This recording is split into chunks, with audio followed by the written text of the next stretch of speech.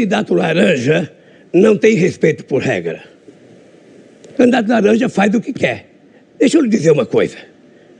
Eu tive 26 denúncias mentirosas com uma pessoa que depois foi ser ministra do atual governo. Eu tive uma quadrilha montada no Ministério Público que nós conseguimos provar a culpabilidade deles. Eu fui absolvido em 26 processos dentro do Brasil. Eu fui absolvido pela Suprema Corte e fui absolvido em 2 processos da ONU. E ainda na quarta-feira fui absolvido outra vez por um processo pelo ministro Gilmar sobre um farsante da Secretaria da Receita que foi no Instituto Lula, com quem eu não tenho nada no seu nome, e disse que tinha tido um fato de 18 milhões de reais. Pois bem, hoje eu fui absolvido e o fiscal que multava para achacar foi considerado culpado. Então eu queria dizer uma coisa muito séria. Quando quiser falar de corrupção, olhe para outro e não para mim. Uma coisa, padre, eu ia chamar só de Kelmo. Eu tenho uma história de vida que talvez o senhor não conheça. Eu vou voltar a ser presidente da República. Não. Sabe por quê? Porque o povo brasileiro está cansado de gente da sua espécie. Da sua espécie? De gente mentirosa, de gente que tenta tirar proveito. Você nem deveria se apresentar aqui como candidato. Nem deveria se apresentar. Sou eu, senhor? Você nem deveria se apresentar. Da onde você veio? Da igreja. Da onde você veio? De igreja? Você enganou os padres. Ou você aprende a respeitar e fecha a boca quando alguém estiver falando, mas eu não estou vendo na sua cara um representante da igreja. Porque você não conhece a igreja. Eu estou vendo um impostor. Eu estou vendo alguém disfarçado aqui na minha frente. Que eu não sei como é que conseguiu enganar tanta gente. Talvez porque o seu chefe não pôde ser candidato, você resolveu ser o candidato laranja. Você e prestar esse serviço aqui, se prestar a esse serviço de enganar o povo que está assistindo o debate. O povo quer escolher um presidente. O povo quer escolher alguém que cuide dele. Alguém que não minta para ele. Vou te mandar para casa. E eu vou fazer uma coisa para você. Vou fazer um decreto acabando com o seu sigilo de 100 anos. Para saber o que tanto você quer esconder por 100 anos. Eu vou fazer um decreto, assinar, para saber o que esse homem esconde por 100 anos. E eu vou parar por aqui, porque eu quero que os outros participem do debate. O presidente, quando aparecer aqui, por favor, minta menos.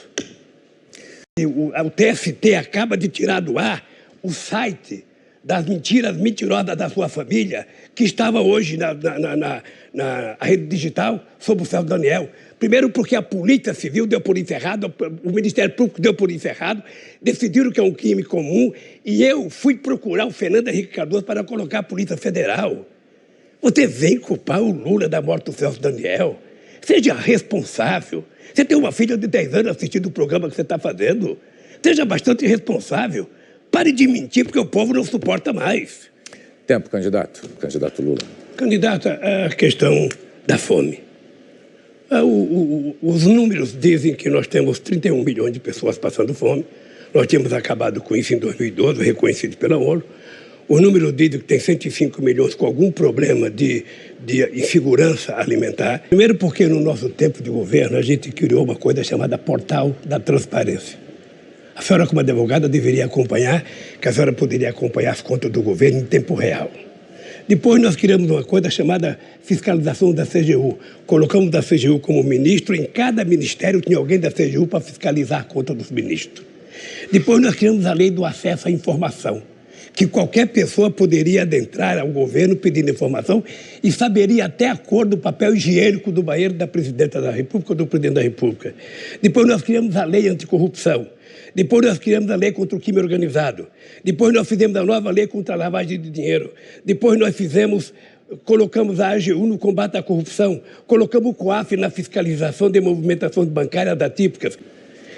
Sinceramente, eu queria só lembrar as pessoas que, graças ao que nós fizemos para combater a corrupção foi descoberta e as pessoas foram punidas. Acontece que você poderia, no processo de combate à corrupção, prender os presos e liberar as empresas para funcionar. No Brasil se quebrou e se fechou 4 milhões e 4 postos de trabalho. O Estado deixou de receber 270 bilhões de reais, deixou de investir, os impostos deixaram de ser arrecadados em 58 bilhões de reais. Quando o nosso candidato vem aqui e diz para apresentar vacina, eu vou lembrar alguns escândalos. Imóveis, 51 imóveis, mansão de 6 milhões. Tempo, candidato. A Jardinha de Queiroz. Candidata, uma coisa importante que tem que dizer é que desde a COP15 em Copenhague, o Brasil, no nosso governo, se transformou no Brasil que mais controlou o desmatamento, reduzimos praticamente 80%, de 27 mil quilômetros para 4 mil quilômetros, e ainda assumimos a responsabilidade de evitar a emissão de 36,9, sabe, de gás carbono. Além disso, eu queria dizer uma coisa, nós vamos proibir terminantemente qualquer garimpo ilegal. Não é necessário nenhum cidadão do agronegócio invadir a Amazônia ou o Pantanal. Quando eu era presidente, as pessoas queriam plantar cana no Pantanal, eu não deixei. Por quê? Porque nós temos 30 milhões de terra degradada, de pátio degradado, que você pode utilizar para plantar o que você quiser, sem precisar derrubar uma árvore e fazer uma agricultura de baixo carbono, que é o que o Brasil precisa. É isso. Então eu vou concluir.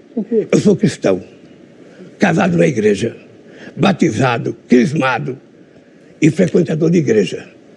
Mas eu não estou vendo na sua cara um representante da igreja. Porque você não percebeu. Eu estou vendo um impostor. Eu estou vendo alguém disfarçado aqui na minha frente. Que eu não sei como é que conseguiu enganar tanta gente.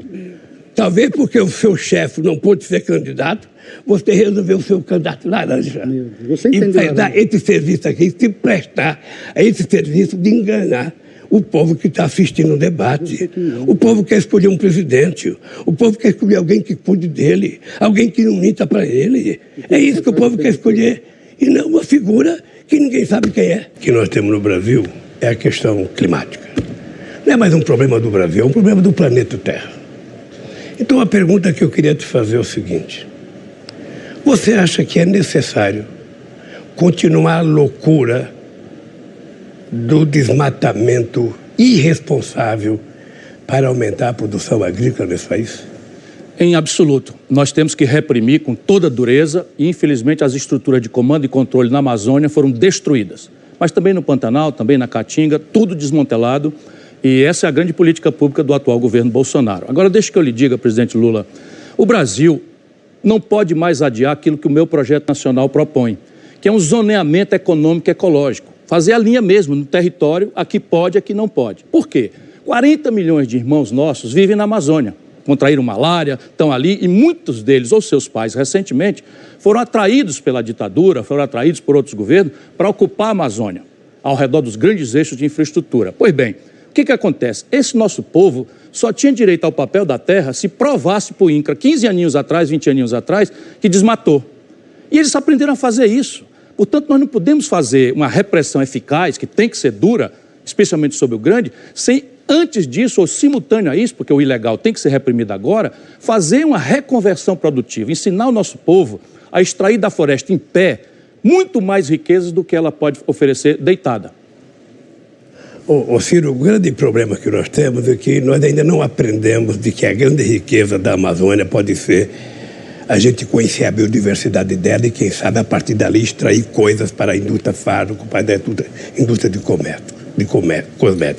A segunda coisa é a irresponsabilidade da ocupação desordenada. Veja, eu, quando era presidente, por exemplo, o pessoal de São Paulo queria plantar cana no Pantanal e a gente discutiu disso, não era necessário plantar cana no Pantanal. Por exemplo, não é necessário você invadir 1 quilômetro de terra na Amazônia para você plantar soja, plantar milho, plantar qualquer coisa, porque você tem no Brasil 30 milhões de pastos degradados que você pode recuperar e produzir quanto de soja você precisar, quanto de milho, você pode quase dobrar a produção. Então, uma das coisas que eu estou dizendo que vou fazer é o seguinte: não haverá ocupação ilegal e muito menos garimpo. E tem mais uma coisa, eu vou criar um Ministério dos Povos Originários. Os indígenas vão ter vez.